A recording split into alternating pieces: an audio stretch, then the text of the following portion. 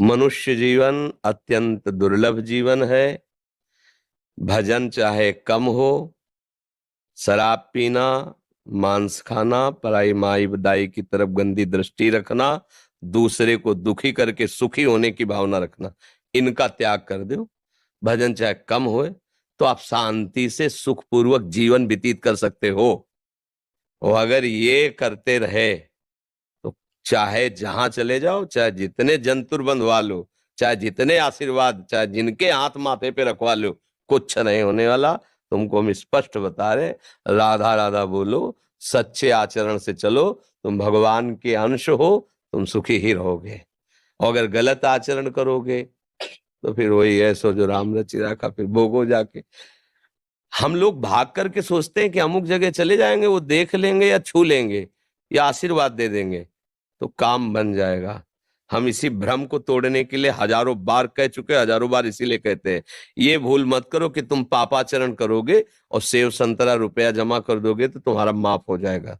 Save संतरा रुपया एक अलग क्रिया हो गई, दान पुण्य, लेकिन जो पापाचार की हो वो ब्याज से ही तुम्हें भोगना पड़ेगा। अगर उसे कोई नष्ट कर सकता है तो एकमात्र भगवान। इसलिए भगवान की शरण में हो जाओ, उनका नाम जप करो, अच्छे आचरण से चलो, सदैव सुखी रहोगे, स्वस्थ रहोगे। स्वस्थता का मतलब मन तुम्हारा स्वस्थ रहेगा। शरीर बीमार है, मन स्वस्थ है तो आनंद है। शरीर स्वस्थ है, मन बीमार है तो बेकार ही है। इसलिए खूब राधा राधा जपो जी। से राधे राधे गुरुजी। श्री हरिवंश। महाराज जी, मैं भक्ति मार्ग में हूँ, भक्ति से कभी नीचे ना गिरूं, विचलित ना हूं, माया में ना गिरूं, भक्ति मार्ग में जीवन सदा रहे, ऐसा क्या करूं? इसके लिए दो उपाय हैं।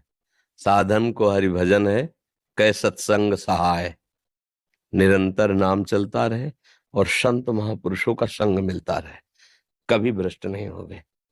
यदि संतों का संग मिलता रहा और हरि भजन चलता रहा तो जीत विषम संसार कीर्ति जग बिस्तर है, फिर जीत जाओगे। काम क्रोध लोभ मोह मद मत्सर, इन पर विजय प्राप्त कर लोगे। नाम चल रहा है और सत्संग मिल रहा है। जैसे पंछी दो पंखों से उड़ान भरता है ना, एक पंख से नहीं चल पाएगा। हरिभजन और साधु संग, ये दो पंख हैं जो अध्यात्म में भक्ति की ऊंचाई पर हमको ले जाते हैं। बस नाम कीर्तन, नाम जप, साधु समागम, इतने में सब पूर्ण हो जाएगा। जहां संतों के वचन हम सुनते हैं और उनको आचरण में उतारते हैं तो हमारी निष्ठा बदलने लगती। जो देह भाव की निष्ठा थी ना, वो भगवत भाव में आने लगती है। भगवत निष्ठा हो जाए फिर बात बन जाएगी।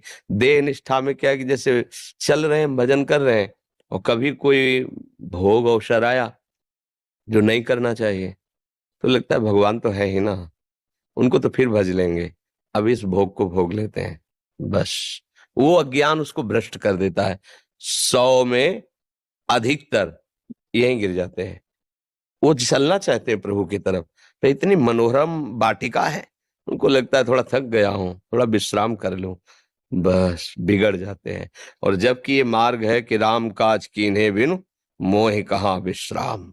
जब तक भगवत साक्षात्कार नहीं तब तक कोई भी मनोरंजन नहीं, किसी भी तरह इंद्रिय और मन का दुलार नहीं। अपने आप को जलाता हुआ आगे बढ़ता है तो फिर मुख प्रसन्न तन तेज विराजा, कीन्हे रामचंद्र कर काजा। अब परम पायो परम विश्राम, राम समान प्रभु का अब परम विश्राम।